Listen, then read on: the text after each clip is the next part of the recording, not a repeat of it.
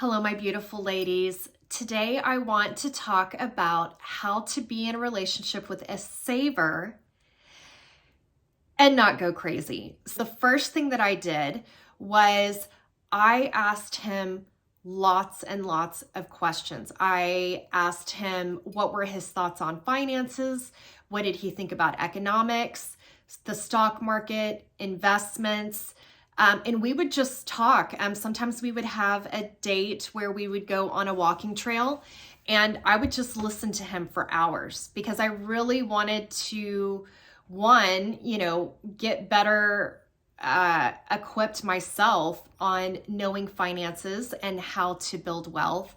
And the other side of it was I really wanted to understand where he was coming from, what his mindset is, what his approaches are, and why is he doing the things that he's doing. When we were engaged and in the marriage, I was also interested and valued sitting down once a month to look at the budget. And yes, sometimes that can be scary. Not everybody feels good with a budget. But when you're at the beginning of your relationship, especially if you are still in the building phase and you have a desire to build wealth together, I found that this was very helpful for me to do, and I encouraged it.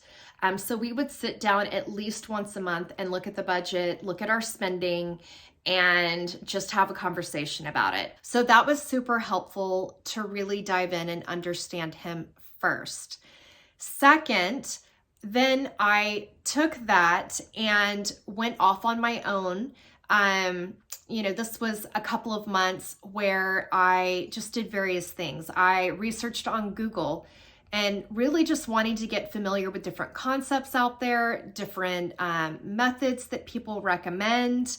I also read different books. So just getting brushed up on everything to do with finance, because and looking at it almost as riding a bike, right? Like I felt like if I'm going to be in a relationship with someone who's really strong with finances, I need to at least be at the training wheel level, right? Like I might not be riding my bike with no handles. And if you're an 80s kid, you know what I'm talking about. But yes, it is up to us, especially as women, I feel like. But to any person who's holding more of the flow and the free spirit space in the relationship, I believe it's on us to get to that training wheel level, and we need to do it. We need to be personally accountable of knowing how to go about doing these things, and at least what is available, right? And what's out there. So researching. So for example, what might this look like? Making sure I was very clear and understood the definition of net worth. And no, if someone makes $1 million, guys, and they spend $1 million, they are not a millionaire. Go look it up. Look up the formula and, get really clear on that, because you're not earning money in a relationship, you're building wealth together. And especially as women, and I talk about this in all my videos, that in order for us to feel safe, finances is a big key for this. So we need to have some skin in the game, and we need to be aware of how this is working in our relationship. So number 2 was, get familiar with concepts, methods, and, looking up articles on how to build wealth. The third thing that was helpful for me was embracing minimalism, and embracing minimalism my way.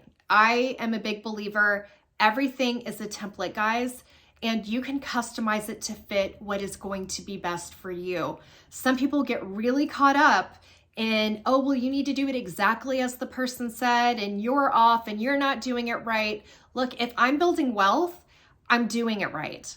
So, we all have different words and language and vibes that work for us. And so for me, budgeting, using the word frugal, cutting back, watching what we're spending, those did not vibe with me. But minimalism introduced this idea of focusing, don't focus on more of what you need to not do. Focus more on what you, at least this is how it was for me. So if you hear it differently, so be it. But, what am I going to prioritize, and then letting the rest go, but focusing more on what we're going to do versus what we're not going to do. And then I shared that with my husband. I came to him and I said, look, I heard your plan. But in order for me to get on board with this plan and for me to feel good about it, this is the way I'm looking at it. I showed and shared with him, different examples and things like that. And we had a conversation so he could understand what's going to work for me and how can I get behind the plan. And so, everybody's going to have their own vibe, but was on me to understand what was going to work for me, not to be an ostrich with my head in the sand and just let him run with it. And then we come into different, parts of our relationship where we don't agree, and all of a sudden we're, butting heads, but finding a way where we can come together. And how is that going to work for me? So that's number 3. Number 4 comes from a family member's suggestion. So she loves the FIRE community. And I believe it stands for Financially Independent, Retire Early. And so this community has different podcasts. It has YouTube channels. It has the official one. It also has videos on people who are adopting the FIRE method. They share their life journey and how they're going about and doing it. And so, finding the vibe that works for you. So that vibe really worked for her, right? Thinking of, okay, we're saving, but we're thinking of it in a way of retirement. That did not necessarily vibe with me. While it sounds good, I'm also I kind of like to look at more of what are we going to do in the next 6 months, 1 year, where my husband holds the space of looking out at a 10-year period. So, I learned that finding out what's going to vibe with me really helped me be in a relationship with a saver and not go crazy, especially if you and your partner are in the building phase still of your relationship. This is the early part of your relationship, could be the first half of your relationship. But if you are in that building wealth, I feel like it's so important. It was so important for me to do this. So find ways to make it fun and easy for you. I hope this was helpful, and I'll catch you in the next one. Bye.